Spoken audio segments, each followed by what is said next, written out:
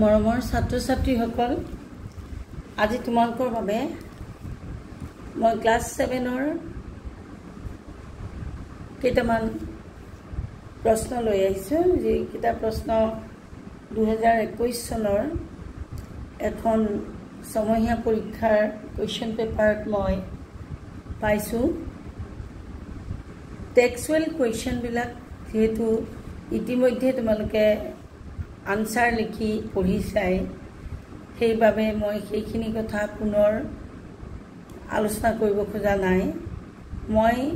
গ্ৰামাৰৰ পাৰ্টটোত কিদৰে তোমালোকে আনসাৰ কৰিবা, কোনবোৰ কথা কেনেদৰে কৰিব লাগে, সেই বিষয়ে দুটামান কথা ক'বলৈ ওলাইছোঁ। প্ৰশ্ন কাকতখন ক্লাছ 7ৰ 2021 বৰ্ষৰ হাফ ইয়েৰলি এক্সামৰ ইংৰাজী বিষয়ৰ প্ৰশ্ন। এই প্ৰশ্ন কাকতখনত প্ৰথম প্ৰশ্নটো দিছে, মই আকৌ কৈছোঁ, মই কেৱল গ্ৰামাৰৰ পাৰ্টটোহে আলোচনা কৰিম। যিটো সম্পূৰ্ণ মেথমেটিকেল অংকৰ দৰে গোটা গোটা নম্বৰ থাকে আৰু তোমালোকে যদি শুদ্ধ কৰিব পাৰা সম্পূৰ্ণ নম্বৰ ইয়াত পাব পাৰা। গতিকে মই এই বিষয়কেইটা আলোচনা কৰিবলৈ লৈছোঁ যাতে তোমালোকৰ এই কিবা যদি খোকোজা আছে সেই খোকোজাখিনি দূৰ হ'ব আৰু সহজকৈ আগলৈকো এই কথাখিনি মনত ৰাখিবলৈ তোমালোক সফল হ'বা। আহা তেনেহ'লে আমি সময় নষ্ট নকৰোঁ। তোমালোকে ভাৰ্ব লিষ্ট পঢ়িছিলা নিশ্চয়। ভাৰ্ব লিষ্টত বহুত ভাৰ্ব আছে। তাৰ ভিতৰত মই তোমালোকক আগৰ ভিডিঅ' এটাত, বহুত পুৰণা ভিডিঅ' এটাত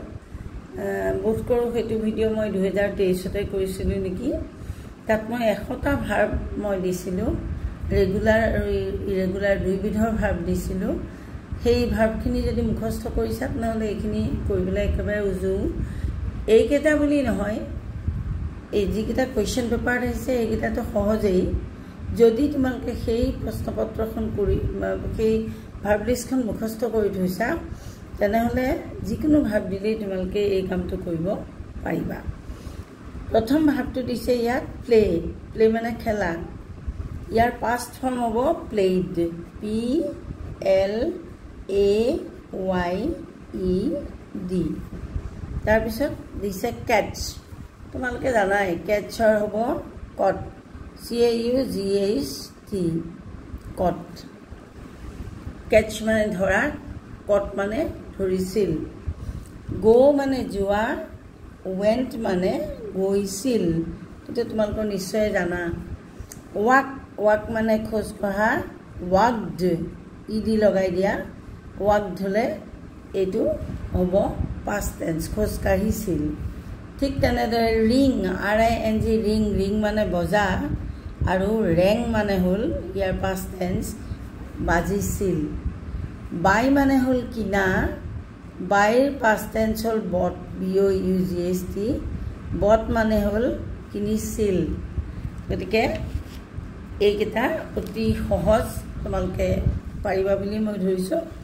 তাৰ 2 নম্বৰ প্ৰশ্নটো দিছে, fill in the blanks in the sentences with the suitable determiners. ইয়াত ব্ৰেকেটত প্ৰত্যেকটো বাক্যৰ কাষত দিয়া আছে ডিটাৰমিনাৰ। তোমালোকে তাৰ মাজৰ পৰাই যিটো শুদ্ধ বুলি ভাবা সেইটো পচন্দ কৰি লিখিব লাগে। ইয়াত এই কামটো কৰোঁতে তোমালোকে সাৱধান হ'ব লাগিব এটা কথা, there is dash water in the jug. There is থকা মানে কি, ছিংগুলাৰ নাম্বাৰ নহয় জানো। ৱাটাৰটো যিহেতু আনকাউণ্টেবল নাউন, ৱাটাৰটো আমি 1-2কৈ গন্তি কৰিব নোৱাৰোঁ নহয়। ইয়াক আমি 1 লিটাৰ 2 লিটাৰকৈহে গন্তি কৰিব পাৰোঁ। গতিকে এইটো আনকাউণ্টেবল নাউন বুলি কয়, যিহেতু আমি ইয়াক 1-2কৈ গন্তি কৰিব নোৱাৰোঁ। গতিকে ইয়াত দিছে আমাক চাম, এনি, মেনি। চামো নহয়,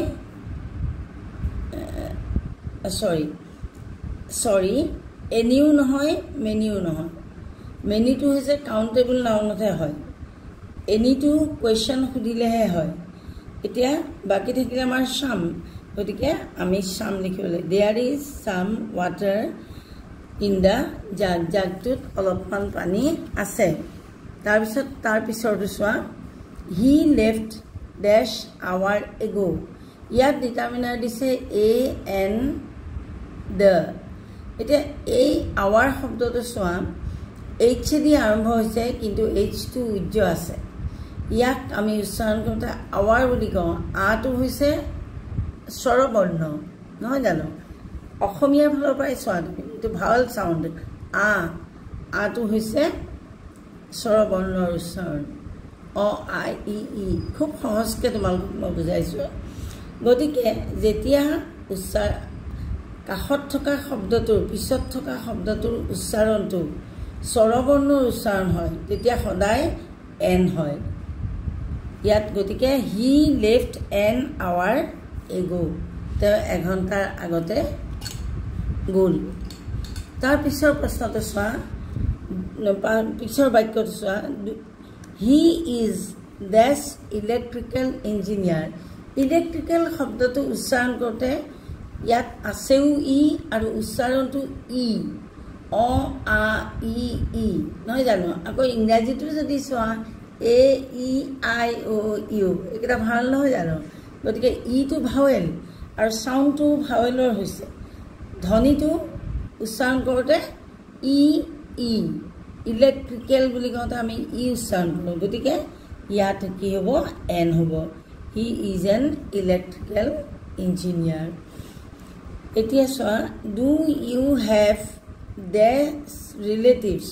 in the city some any few এতিয়া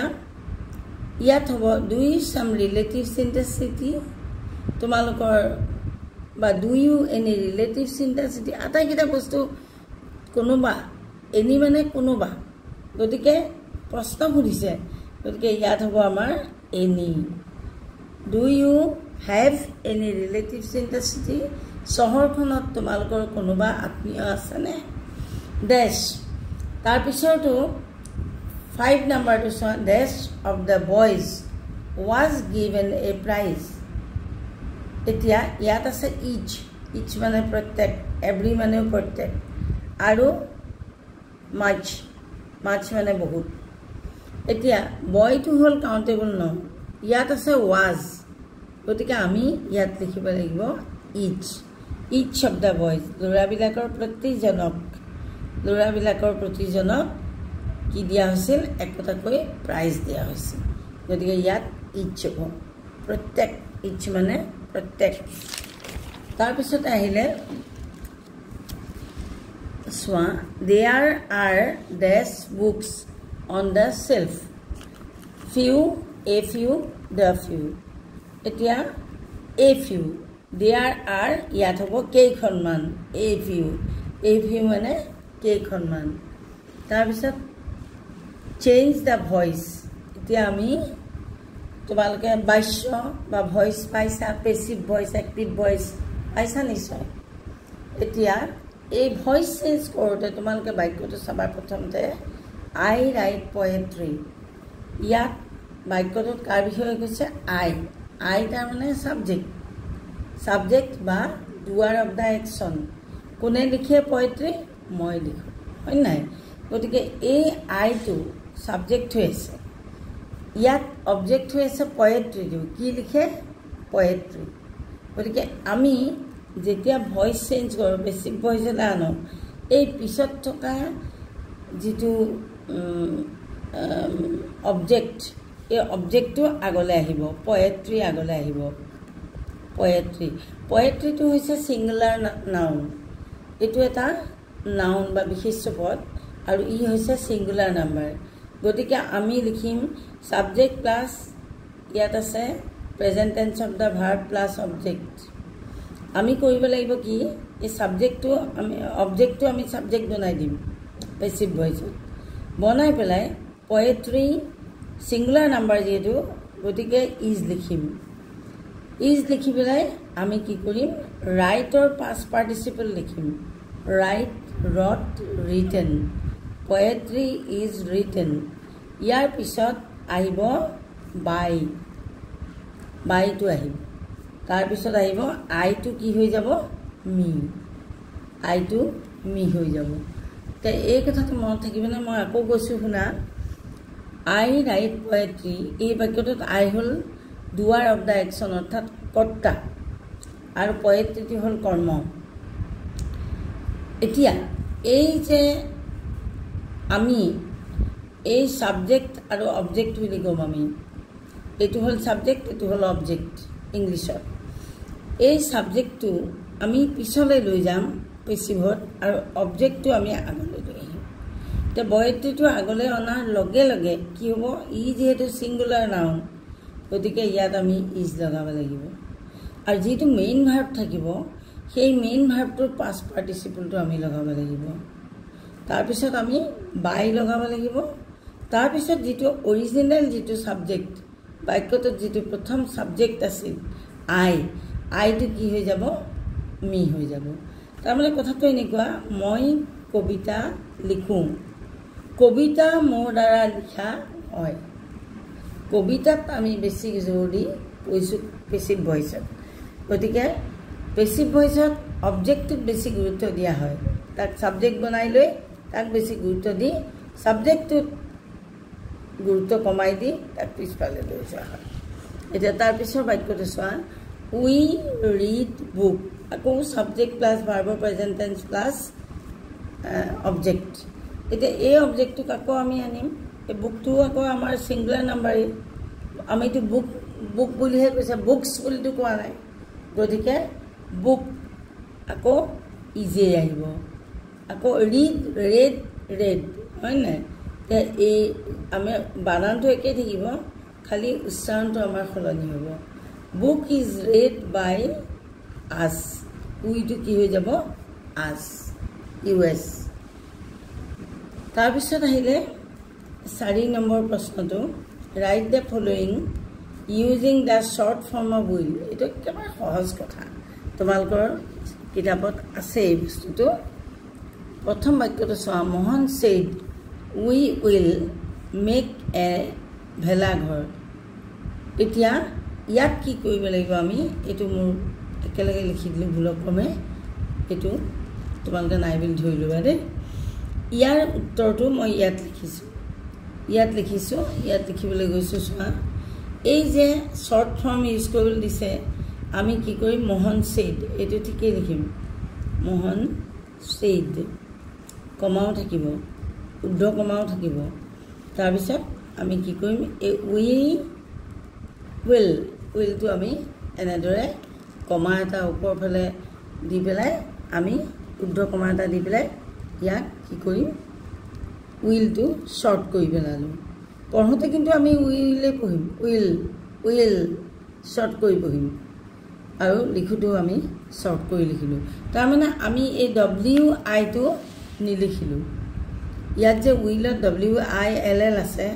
আমি WI টো নিলিখিলো নিলিখি উই পিছত আমি এটো সেমিকলন দিলো সরি আমি কমা দিলো দি পেলাই তাৰ পিছত কি কৰিম আমি এপস্ট্ৰফি কয় তাৰ পিছত ডাবল এল লিখি দিলো উইল মেক আমি লিখিম আনসাৰটো বাকিখিনি একে লিখিব মেক এ ভেলাঘৰ আকৌ সেকেন্ড বাক্যটো চোৱা they will have an Uruka adventure এই দে উইল টু আকৌ আমি কি কৰিম দেৰ লগত কমা এটা দি ওপৰ ফলে ডাবল এল লগাই দিম চোৱা কেনেকৈ লিখিছো মই আনসাৰটো মই ইয়াত লিখিম দেল আমি লিখিম দেল হেভেন উৰুকা এডভেঞ্চাৰ তোমালোকৰ কিতাপত এই বস্তুটো আছে তাৰ পৰাই দিছে গতিকে এই বস্তুটো হয়তো তোমালোকে খুব সহজকৈ বুজি পাইছা তাৰ পিছৰ বাক্যটো আহিলে Mohan said we will help each other to cook the food এতিয়া এইটো আমি কি কৰিম Mohan said comma inverted comma start will help each other to cook the food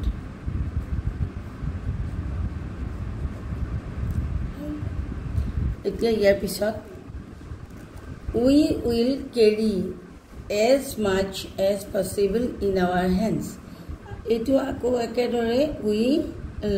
will carry as much as possible